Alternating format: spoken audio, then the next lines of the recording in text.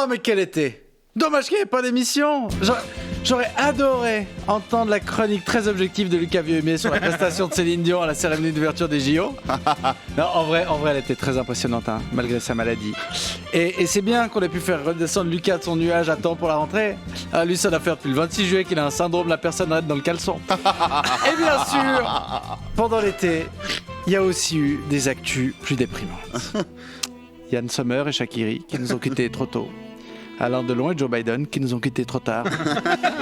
Et puis aussi les inondations en Valais. S'il y a des auditrices et auditeurs qui ont été touchés, je suis sincèrement désolé. C'est tellement injuste. Ah, c'est vrai, en Valais, vous avez déjà peur de l'eau quand elle est dans un verre. Alors quand elle inonde vos maisons. Ouais, entre ça, l'Ukraine, Gaza, les licenciements dans la presse, ça nous rappelle que malgré les vacances, il y a un truc qui change pas. Tout part en couille. Même les JO de Paris étaient bien organisés, c'est vous dire. C'était super ces JO. Moi j'ai adoré juger les gymnastes artistiques depuis mon canapé alors que le seul grand écart que j'ai réussi à faire cet été c'est passer de la bière à la grappa sans boire de rosé entre deux. Après je me demande quand même, qu'est-ce qu'on va vraiment retenir de ces JO? Par exemple si je vous dis Chiara Leone, vous me dites rien du tout, parce que c'est la seule médaille d'or suisse, mais comme c'était au tir à la carabine à 50 mètres, on s'en ponce le fusil. Mais si je vous dis... vous vous souvenez le perchiste qui a fait tomber la barre avec sa teub? Là, il y a du monde. Il a mis sur couleur pas. Non, c'est un Français, Anthony Amirati, si jamais. Il a rejoint Norman et DSK dans le club des hommes dont la bite les a empêchés de viser plus haut. Et cette semaine, c'est les Paralympiques qui ont commencé. Alors, est-ce que vous avez regardé la cérémonie? Ou alors est-ce que vous êtes des validistes? Non, parce que c'était magnifique. Il y avait Christine and the Queens qui chantait. Enfin, si ça se trouve, c'était plus lui, parce qu'il a encore changé de nom, mais c'est pas le sujet. L'idée de la cérémonie, c'était de montrer que, paralympiques ou pas, ce sont avant tout des athlètes de haut niveau. Et c'était réussi. Parce que dès le début de la cérémonie, on a vu ces sportifs handicapés qui avaient l'air en meilleure santé mentale que Christine and the Queens, et c'est la preuve que c'est des gens comme tout le monde. Et puis, Emmanuel Macron a pu proclamer ses jeux ouverts. Oh, tu sens que ça lui faisait du bien de faire autre chose que de la politique. Non, parce que c'est le boxon en France cette semaine. Ce qui résume le mieux la combine, c'est que le 14 juin, je vous parlais de la politique française paralysée par la dissolution de l'Assemblée nationale. Et on est le 30 août. Et je vais vous parler de la politique française, toujours paralysée par la dissolution de l'Assemblée nationale. Le gouvernement français, on dirait le visage de Madonna. Il n'y a plus rien qui bouge, mais c'est quand même de pire en pire.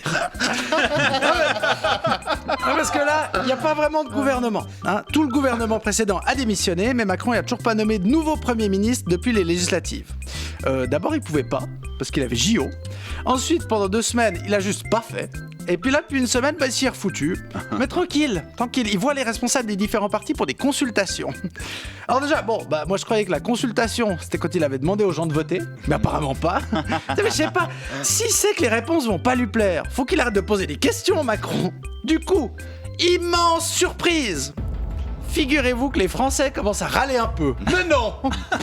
De toute façon, les Français avec leur gouvernement, c'est comme les woke avec leur genre. Quand ils en ont un, ils sont pas contents. Quand ils en ont pas, ils sont pas contents non plus.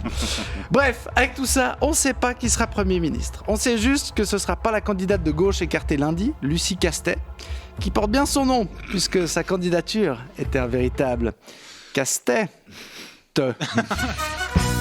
Allez. Désolé pour moi aussi, c'est la rentrée.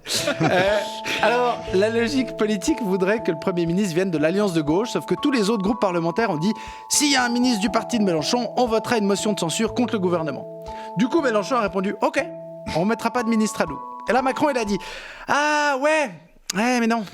Non, parce qu'en fait, ça joue pas avec le... Est-ce qu'on réorganiserait pas des JO? Non, mais peut-être qu'il faudrait faire ça, parce que là, globalement, on est sur une partie de poker où Macron, il redistribue les cartes tant qu'il a pas une paire d'as. Ça va prendre un moment. Mais d'après lui, c'est pour préserver, je cite, la stabilité institutionnelle. Et c'est une bonne idée de parler de stabilité institutionnelle 2 mois après avoir dissous le Parlement en urgence. Comme quoi, en sport et en politique, tout le monde se surpasse. T'as les athlètes paralympiques qui montrent qu'on peut jouer au foot en étant aveugle, et Macron qui prouve qu'on peut diriger un pays avec Alzheimer. Quelle indignité. Je suis pas venue ici pour souffrir, ok?